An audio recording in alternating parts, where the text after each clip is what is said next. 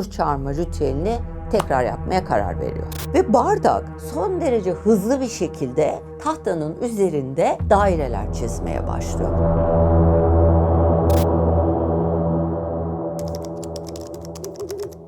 Hikayeye başlamadan önce size kısa bir anonsumuz olacak. Lütfen kanalımıza abone olun, videolarımızı beğenin ve mutlaka hype yapmayı unutmayın. Bu olay İspanya, Madrid'de yaşanıyor. Burası Vallecas bölgesi. Olay 1991 yılında yaşanıyor ama polis raporlarına 1992'de giriyor. Bu olaylar o dönemde lise öğrencisi olan Stefania Guitere Lazora'nın başından geçtiği iddia edilen olaylar. Olayların yaşandığı bölge Vallecas bölgesi olduğu için kamuoyunda Vallecas davası olarak biliniyor. Aynı vaka hakkında Veronica isminde çekilen bir film de var. Stefania isimli kızın başından geçen olaylar bu Veronica isimli filmde anlatıldığından halk arasında Veronica vakası olarak biliniyor.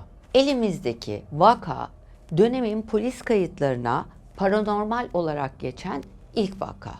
Şimdi ben size bugün burada Stefania'nın yani halk arasında bilinen haliyle Veronica'nın başından geçen olayları anlatmaya başlıyorum.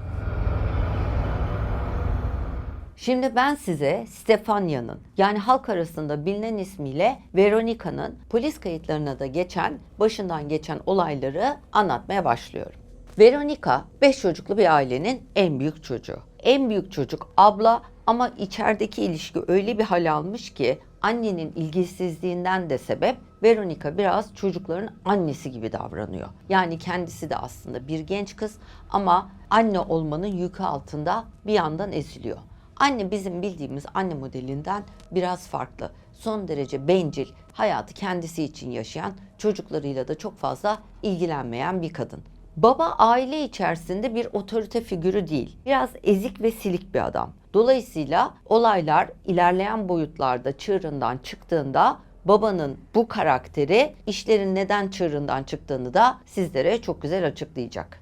Veronica bir Katolik okulunda okuyor. Aslında bu okul tabii dini eğitimin de ağırlıkta olduğu bir okul olmasından sebep biraz zor ve sıkıcı bir okul. Fakat Veronica en çok okulda iyi vakit geçiriyor. Neden? Çünkü evdeyken biraz anne gibi davranmak zorunda olduğundan, üzerinde çok fazla sorumluluk olduğundan ancak okula gittiği zaman kendi yaşıtı gibi olabiliyor. Kendi çocukluğunu, gençliğini yaşayabiliyor. O yüzden okul Veronica'nın en eğlendiği ve mutlu olduğu yer. Burada 2 tane kız arkadaşı var. Çok samimiler. Birlikte vakit geçiriyorlar.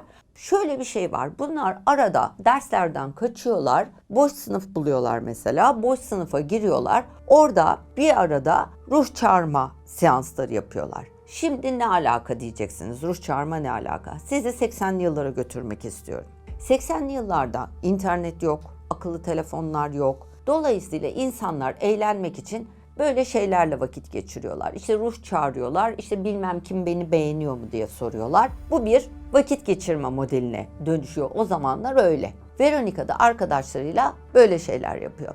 Şimdi o dönemde yurt dışında özellikle popüler olan bir şey var. Ouija board deniyor. Volkan size buraya onun fotoğrafını koyar. Bu böyle bir tahta. Filmlerde de görmüşsünüzdür zaten. Dikdörtgen bir tahta. Üzerinde böyle harfler var.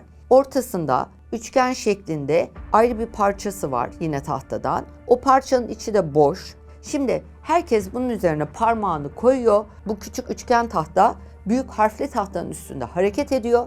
Harflerin üzerine gidiyor. Hangi harfin üzerine gittiyse onları yan yana getiriyorlar. Ruh çağırma esnasında gelen ruh ya da cin ya da her neyse artık neye inanılıyorsa ona sorular soruyorlar. O da cevap veriyor. Bu bir ritüel. Şöyle bir ritüel. Şimdi toplandılar ruh çağırma tahtasının başında ruh çağırıyorlar ya. Şimdi orada bir şey geldiği zaman yani bu ortadaki üçgen hareket etmeye başladığı zaman buna soruyorlar. Diyorlar ki yani böyle olması gerekiyor bu işin adabıyla olabilmesi için. Bu odada olmasını istemediğim birisi var mı? Eğer bu üçgen birisini gidip onu işaret ederse ya da birisinin ismini yazarsa diyorlar ki parmağını mı çeksin odadan mı çıksın? Buna göre böyle ilerliyor ve sonrasında en önemli kısım aslında gönderme ritüeli. Yani gelen enerjiyi, varlığı geri göndermek için de sen buraya ait değilsin, burası senin evin değil deyip geri gönderme ritüeli yapmaları gerekiyorlar. Bu işin adabıyla olabilmesi için. Veronica genel olarak çok iyi niyetli, saf, masum, kardeşleriyle uğraşan, onların çorabını yıkayan, karnını doyuran masum bir çocuk. Ve aynı zamanda da nasıl tarif edeyim bilmiyorum. Hani bazılarının yıldızı düşük diyebileceği bir grupta yer alıyor. Yani bir şey olduğu zaman çok hızlı etkileniyor. Birisi ağladığı zaman, bir yüksek ses duyduğu zaman, olumsuz bir ortamda bulunduğu zaman bundan son derece hızlı etkilenen, bundan tetiklenen bir çocuk. Ve bu işlere karışması da Veronica'nın bu duygu durumunu ister istemez olumsuz etkiliyor. Bunlar bir gün okulda yine kız arkadaşlarıyla beraber boş bir sınıfa gidiyorlar. Orada beraber ruh çağırma seansı düzenliyorlar. Fakat o üzerinde bahsettiğim biraz önce üçgen tahta var ya, onu kaybetmişler. Dolayısıyla bir su bardağı bulmuşlar. Su bardağını tahtanın üstüne koyuyorlar. Kızlar da 3 kız parmaklarını üzerine koyuyorlar. Bir yandan da şakalaşıyorlar, kıkırdıyorlar. Fakat diğer 2 kız, Veronica'nın kız arkadaşları bununla eğlenirken, bunun tantanasını yaparken Veronica birdenbire ciddileşiyor. Başını önüne eğiyor, kafasını tahtadan kaldırmaz bir şekilde ve arkadaşlarıyla iletişim kurmadan parmağı su bardağının üzerinde beklemeye başlıyor. Kızlardan bir tanesi Veronica'daki bu donuk hali fark ediyor. Şöyle omzuna dokunup iyi misin diyecek gibi oluyor ve o anda dokundukları su bardağı tahtanın üzerinde hareket etmeye başlıyor. Kızlar tabii ister istemez tedirgin oluyorlar, ne oldu diye irkiliyorlar, geri çekiliyorlar. Fakat Veronica sanki transta gibi parmağı su bardağının üzerinde böyle duruyor. Ve bardak son derece hızlı bir şekilde tahtanın üzerinde daireler çizmeye başlıyor. Fakat Veronica'nın da korkup elini çekmesi beklenir ya, öyle bir şey yok. Kız böyle şu şekilde tahtanın üstünde parmağını tutuyor, bardağın üstünde. Dönüyor ve sonra kızlar böyle tedirgin oluyorlar. Veronica ne oluyor, kendine gel falan diye bağırmaya başlıyorlar. O esnada şöyle bir şey gördüklerini söylüyorlar. Su bardağının içinde bir duman, bir sis oluşmaya başlıyor. Böyle sanki bir hortum gibi su bardağının içinde dönmeye başlıyor. O esnada su bardağı patlıyor. Veronica bayılıyor, sırt üstü yere yatıyor. Ve su bardağından çıkan duman Veronica'nın burnundan içeri giriyor. Bu daha sonra Veronica'nın içine şeytan girdi şeklinde düşünülüyor, öyle anlatılıyor.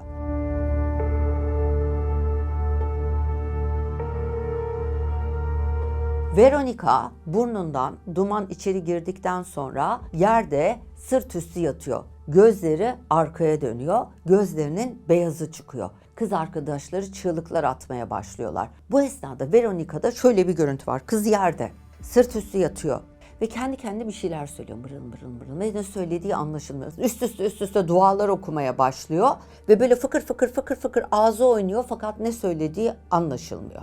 Arkadaşları tabii çığlıklar atıyorlar, Veronica, fakat o anda söylemiştim size, o dönemin Katolik okulunda okuyorlar. Okulun içinde rahibeler var. İçeri rahibeler giriyor. Bir bakıyorlar ortada ruh çağırma tahtası. Bunlar derste olması gerekiyor. Orada değiller, buradalar, bu işlerle uğraşıyorlar. Rahibeler bu işe çok kızıyor. Hemen Veronica'yı kaldırıyorlar. 2 tane rahibe Veronica'yı revire götürüyor. Orada kalan 3. rahibe, siz diyor bunlarla mı uğraşıyorsunuz, bir de burada bunu mu yapıyorsunuz, ders çalışacağınız yerde yaptığınız işe bak diyor, tahtayı yere vurup kırıyor. Bundan sonrası da annesine haber veriyorlar. Veronica eve gidiyor ama çok bitkin hissediyor kendini. Fakat bu olayın ardından Veronica'nın evinde bir takım tuhaflıklar yaşanmaya başlıyor. Diyeceksiniz ki ne yaşanıyor? Şöyle.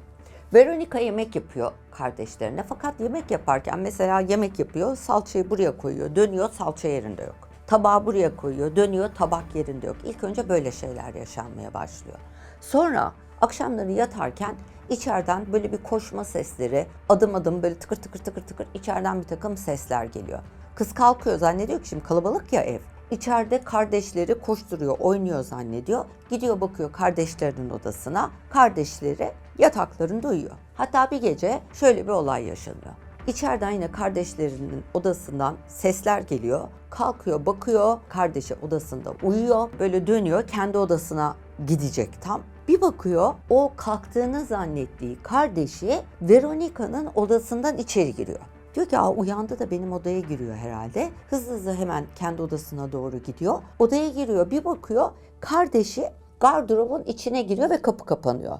Veronica da zannediyor ki kardeşi onunla oyun oynamaya çalışıyor. Dolabın kapağını açıyor, içeri giriyor ne yapıyorsun diye. Dolabın kapağını açıyor ve içeride küçük kardeşini gardırobun içinde oturmuş, ayaklarını dizlerini kendine çekmiş. Fakat yüzü sanki bir yetişkin yüzüymüş gibi suratında şeytani, rahatsız edici bir gülümsemeyle Veronica'ya bakarken ve böyle gülümserken çok itici bir ifadeyle görüyor. Ve panik oluyor Veronica. Hemen kapıyı kapatıyor. Boynunda da haçlı kolyesi var. Kolyesini tutuyor. Kapıyı tekrar açıyor. Kardeşi yok. Bunun üzerine Veronica çok tedirgin oluyor ve diyor ki ben kardeşlerimle beraber uyuyayım. Bu gece yalnız uyuyamayacağım. Onları da görüyor ya. Kardeşlerinin yanına gidiyor. Bu kardeşlerini yanına alıyor. Koyun koyuna uyuyorlar o gece. Sabah kalktığında yattığı yatakta bir ıslaklık hissediyor ve yanındaki küçük kardeşlerinden bir tanesinin altına kaçırdığını düşünüyor. Bunun üzerine kardeşlerini kaldırıyor, yatağı şöyle kaldırıyor. Döşeğin tersinde böyle is gibi, sanki yanma gibi bir leke fark ediyor. Fakat bu leke bir insan silüeti. Yani bir insanın gölgesi yatağın tersine yapışmış gibi. Veronica bunu görünce şok oluyor. Diyor ki bu ne ya, böyle hani insana benziyor. Bunun üzerine diğer yatakları da kaldırıyor, bakıyor altlarına. Hepsinin altında aynı şekilde bir insan silüeti gibi bir leke olduğunu fark ediyor.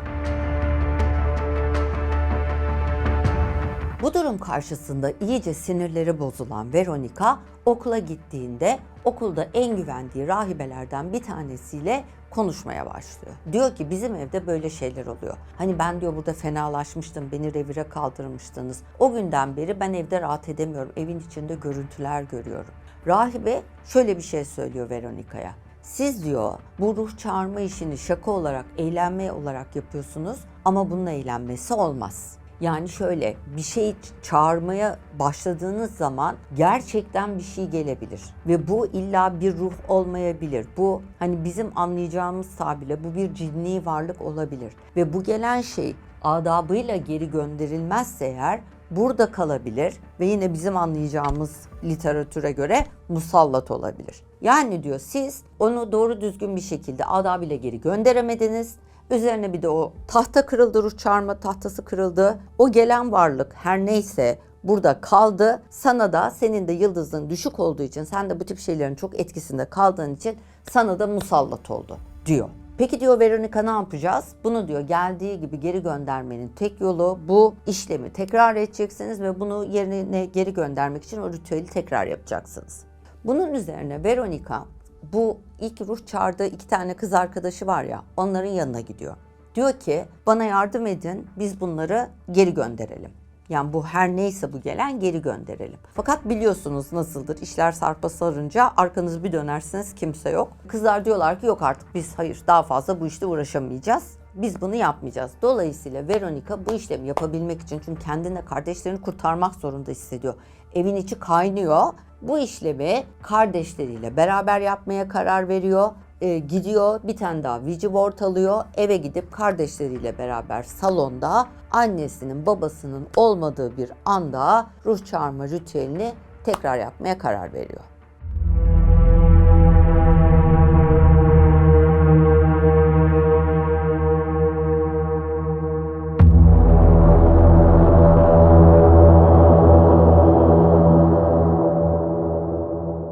Veronica tahtayı koyuyor, kardeşlerini de yanına koyuyor, parmaklarını tahtanın üzerine koyuyorlar, harfler dönecek, bunlar tekrar o evdeki varlık neyse o varlığı mevcutta evde olduğunu düşündükleri varlığı çağırıp onu geri göndermeye çalışacaklar. Plan bu. Yanında da küçük kardeşleri. Fakat salona giriyorlar, salonun kapısını kapatıyorlar. Bu arada panik vaziyetteler. Ruh çağırma işlemini başlatıyorlar.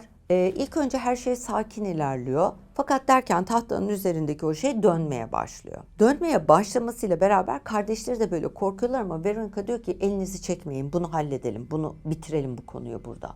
O esnada dışarıda holde koşma sesleri duyuluyor. Sanki birisi salonun dışında holde bir aşağı bir yukarı koşuyormuş gibi pat pat pat pat ayak sesleri duyuluyor. Şimdi salon kapısı eski tip bir kapı. Yarıya kadar tahta, yarıdan yukarısı cam. O koşma seslerinin ardından sanki birisi camın diğer tarafında kapının önüne geliyor, alnını kapıya yaslayıp salondan içeri bakmaya çalışıyormuş gibi duruyor. Fakat görünen görüntü son derece uzun boylu bir erkek silüeti gibi. Çocuklar da yerde oturuyorlar ya, gördükleri görüntü olduğundan daha da yüksek görünüyor. Ve böyle kafasını cama dayamış çocukları görmeye çalışıyormuş gibi. Bunun üzerine Veronica parmağını tahtadan çekmeden tekrar sen buraya ait değilsin, burası senin evin değil, git buradan diye tekrarlamaya başlıyor. Fakat o esnada salonun kapısı zorlanmaya başlıyor. Sanki o dışarıdaki şey her neyse içeri girmeye çalışıyormuş gibi oluyor. Ve o anda salonun kapısının üstündeki cam patlıyor. Çocuklar tabii çığlıklar atıyorlar, kardeşler bir tarafa kaçıyor. Veronica olduğu yerden fırlıyor, salondan dışarı çıkıyor ve kendisi birisinin kendi yatak odasına doğru koştuğunu görüyor evin içinde. Veronica arkasından boynundaki hacı tutarak gidiyor. Odadan içeri girdiğinde gardırobun kapısının kapandığını görüyor. Fakat odaya girmeye cesaret edemiyor, korkuyor. Odanın kapısında duruyor, odasına bakıyor. O esnada gardırobun kapağı açılıyor. Gardıroptan Veronica aynı büyük babasına benzeyen bir adamın gardıroptan dışarı çıktığını ve çırılçıplak bir vaziyette odanın içinde yürümeye başladığını görüyor. Veronica çığlıklar atmaya başlıyor. O esnada kapı açılıyor. Annesiyle babası eve geliyorlar. Veronica başlarından geçenleri annesine anlatıyor. Anne diyor, ben böyle dedemi de gördüm evin içinde, gardırobun içinde, ruh çağırmıştık, şöyle oldu, böyle oldu. Babası çok fazla inanmıyor ama dedim ya silik bir adam diye. Annesi de hemen inanıyor. Baba inanmıyor ama bir şey diyemiyor. Annesi evin bütün duvarlarına, kapılarının üzerine, dolapların üzerine her yere haçlar asıyor. Ve bu şekilde kendilerini bu evin içinde olduğunu düşündükleri, onlara musallat olduğunu düşündükleri varlıktan korumaya çalışıyorlar. Evin içindeki gerilim devam ederken bir akşam aile hep beraber, herkes panik halinde, hep beraber salonda yatıyorlar. Bir akşam böyle yatarlarken yine salonun kapısı kapalı ve kapının arkasına koltuk yaslanmış vaziyette odanın dışından sesler gelmeye başlıyor. Fakat sanki birisi böyle top vuruyormuş, top atıyormuş gibi bir sesler. Anlayamıyorlar fakat odadan da dışarı çıkmıyorlar. Fakat sesler durmayınca Veronica ile annesi kalkıyor, odanın kapısı açıyor ve içeriye daha önce kardeşinin odasında olan ve alakasız bir şekilde oyuncak sepetinin içinde duran bir tenis topu salondan içeri yuvarlanıyor. Bunun olmasıyla beraber balkonda sanki birisi balkon camından, bu arada üst katta oturuyorlar bunlar, böyle bir şey teknik olarak mümkün değil gibi görünüyor. Balkon camından birisi tık tık tık tık evin kapısının camını tıklıyormuş gibi ekstra başka sesler duyuyorlar. Sonra içeride adım sesleri, koşma sesleri ve bu şöyle bir kabusa dönüşüyor. Bunlar çığlık çığlığa evin içinde ne oluyor yine, ne yaşıyoruz derlerken annenin anlatımına göre odaların üzerindeki haçların tamamı ters dönüyor ve sonra haçlar büyük bir gürültüyle yerlere düşüyor ve evin içinde bir kargaşa, bir gürültü oluyor. Bu tantanayla birlikte Veronica durduğu yerde bir atak geçirmeye, bir kriz geçirmeye başlıyor. Olduğu yerde titremeye başlıyor. Gözleri arkaya dönüyor. Kız yere düşüyor. Ağzından köpükler geliyor. Titremeye başlıyor olduğu yerde. Aile ambulans çağırıyor. Ambulans geliyor. Kızı hastaneye getiriyorlar ve o akşam Veronica hayatını kaybediyor. Ve bu olay doktor raporlarına sebebi belirlenemeyen ani ölüm olarak geçiyor. Şimdi Veronica'nın ölümünün ardından aile başka bir faza geçiyor. Bu faz annenin evde bir musallat olduğuna inandığı ve bütün aileyi bu yönde yönettiği bir faz. Yani evi, aileyi musallattan kurtarma, hele de kızının vefatından sonra vazifesi anneye kalıyor. Annenin ilk yaptığı iş ortalığa dökülmek oluyor. her yere haber veriyor. Herkese bizim evimizde musallat var, bizim evimizde şeytanlar dadandı, cinler dadandı hani diye ortalığı ayağa kaldırıyor. Bunun üzerine ilk eve gelen bir radyo ekibi oluyor. O dönem İspanya'da bu paranormal vakalarla ilgilenen bunların haberlerini yapan bir radyo kanalı eve geliyor ve aileyle bir röportaj yapılıyor, evin içindekilerle konuşuluyor ve bu görüşme, bu konuşma bu olayın daha da fazla insan tarafından duyulmasına sebep oluyor. Radyo ekibiyle yapılan çalışmada şöyle bir şey var. Radyo ekibi geldiğinde evin içinde değişik yerlere ses kayıt cihazları koyuyorlar. Ve şöyle bir ses duyulduğu, hatta bunun da kayda geçtiği, bunun bantının olduğu iddiası var. Odanın içinde bir yerde sessizliğin içinden Veronica'nın sesi duyuluyor ve Veronica büyük babaya dikkat diyor. Biri bu. Bunlar da ortaya döküldükten sonra olaya medyanın ilgisi daha da artıyor. Medyanın ilgisinin artmasıyla kendini bu işe eklemleyen bir takım insanlar tabii devreye giriyor ve bunlardan bir tanesi herkesin hani literatürde bildiği egzorsist denen şeytan çıkarma işlemleri yapan bir çeşit eski rahip. Adam geliyor bunların evine. Bunların evinde şeytan çıkarma, evden şeytan çıkarma ritüelleri yapmaya başlıyor. Fakat bu adam değişik de bir adam. Bu adamın daha önceden beri böyle işlerle uğraştığı için değişik videoları var. Bu videolardan bir tanesi de kendi karısının içinden şeytan çıkarıyor ve kendi karısıyla olan son derece agresif görüntüleri var şeytan çıkarma esnasında. Ve adam aynı agresif tavrı bu evin içinde de sürdürüyor ve bu da tabii evdeki küçük çocukların çok korkmasına sebep oluyor. Öyle olunca kadıncağız tabii adamın ayağını kesiyor. Çünkü hani kaş yapalım derken göz çıkacak. Fakat tabii eve bu girenler çıkanlar bunlar tabii medyada sever böyle şeyleri biliyorsunuz. Bunun üzerine eve televizyon kanalları geliyor. Televizyon kanalları evin içinde çekimler yapıyorlar. Böyle olayı bir şekilde kayıt altına alıp böyle gündüz kuşağında bunu paylaşmaya çalışıyorlar. Anne tam bir medya maymununa dönüşüyor aslında bu olaylardan sonra. Kadın herhalde kızının ölümünden sonra aklını mı kaçırıyor ne oluyorsa ve deli deli işler yapmaya başlıyor. Fakat bir gece bütün aile evdeyken evde o kadar garip olaylar, sesler, gürültüler, koşmalar oluyor ki hatta o gece evde çok yakın bir komşuları da var. Komşuları da buna tanıklık ediyor. Komşu diyor ki ya balkonların kapıları çarpıyor. Kaçıncı kattayız? Odaların kapıları çarpıyor. Gardıropların kapıları çarpıyor. Evin içinde koşma sesleri duyuluyor. Evin içinde Veronica'nın sesini duyuyoruz. Yani ortalık birbirine girmiş diyor komşu. Yani ben de şahidim diyor.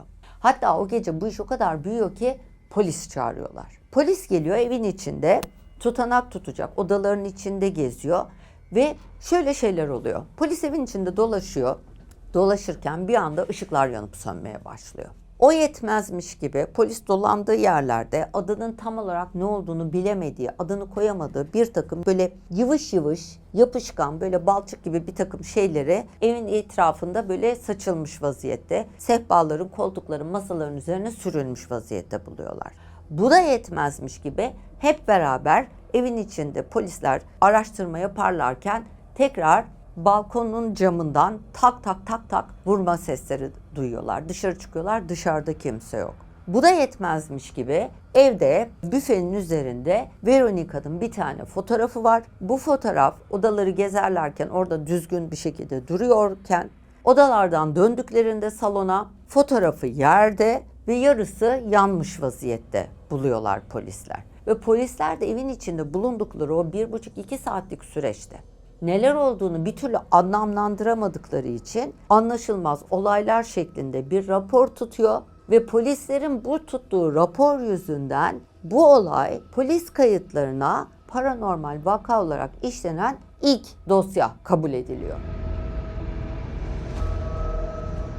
Bundan sonraki süreçte tabii çocuklar perişan. Şimdi şöyle dinamikler var. Bu aile çok varlıklı bir aile değil. Zaten çok kısıtlı bir bütçeyle, az bir parayla var olmaya çalışan kalabalık bir aile. Fakat annenin bu popülerite merakı yüzünden eve girenin çıkanın haddi hesabı olmadığı için ailede her gelene ikram yapacağız, bir şey yedireceğiz, bir şey içireceğiz derdine düşünce çocuklar bayağı aç kalıyor. Aç kalıyorlar ve bakımsız kalıyorlar. Bugün günümüze döndüğümüzde Bu aileyle ilgili elimizdeki bilgiler şöyle. Baba hayatını kaybediyor. Ölüm döşeğinde çocuklarına diyor ki anneniz iyi değil, lütfen annenizi yalnız bırakmayın. Annenizi size emanet ediyorum. Böyle bir vasiyette bulunuyor. Fakat bu vasiyete rağmen çocuklarının hiçbiri, bir tek kız hariç, anneyle görüşmüyor. Çünkü annenin tamamen aklını kaçırdığını ve kendilerine çocukluklarını zehir ettiğini söylüyorlar. Öbür çocuklar anneyle görüşmüyor. Kız evlat anneyle görüşüyor. Sürekli olarak görüşmüyor ama zaman zaman gidiyor, geliyor, ilgileniyor. Çünkü anne de felç geçirmiş. Hani çok fazla kendini idare edebilir durumda değil. Kız evlatla röportaj yapıldığında ortaya şu çıkıyor. Kız diyor ki ben ablamın bir şeyler yaşadığını düşünüyorum. Çünkü ben vardım ve evin içinde olanları bitenleri ben biliyorum. Annemin de kötü şeyler yaşadığını biliyorum. Ha bu iş sonradan kontrolden çıktı. Medyanın ilgisi bu işi garip bir yere taşıdı. Ama bu olayların başlangıcında gerçekten bir anormallik vardı. O yüzden ablamın da vefatı annemi kötü etkiledi. Annem sonra bu işin tadını kaçırmış olabilir. O yüzden aslında ona acıyorum. Acıdığım için de onu diğer kardeşlerim gibi terk etmedim. İlgilenmeye çalışıyorum. Ama ben bu olanların gerçek olduğunu biliyorum diyor. Fakat diğer çocuklar diyorlar ki ablamın ne yaşadığını bilmiyoruz. Ablam belki de paranormal bir şey yaşamış olabilir. Fakat annemiz bu olayları medyanın ilgisi altında olmayı çok sevdiği için abarttı, olduğundan büyüttü. Böylelikle ilgiyi sürekli olarak üstünde tutmak istedi. Belki acıyla, ablamın kaybıyla oluşan duygu durumunu bu şekilde hani toparlamaya çalıştı. Ama bizim hayatımızı mahvetti. Kendi de felç geçirdi. Babamın da ölmesine sebep oldu. Bizi de perişan etti. O yüzden biz annemizle görüşmüyoruz diyorlar. Valekas vakası cahil ve bencil bir annenin kızını kaybettikten sonra kendisine ve ailesine yaşattıkları olarak değerlendirilebilir. Medya maymunu anne hep sevdiği şöhreti bir kez daha yakalarken bir gün okulda kız arkadaşlarıyla beraber bir ruh çağırma seansı yaparken bir anda hayata allak bullak olan ve korkunç bir şekilde ölen bir genç kızın ölümünün ardındaki gizemse olduğu gibi duruyor. Bu dosyada cevap yok. Sadece gizem var. Bir genç kız öldü, bir ev sustu. Ama korku evden hiç çıkmadı.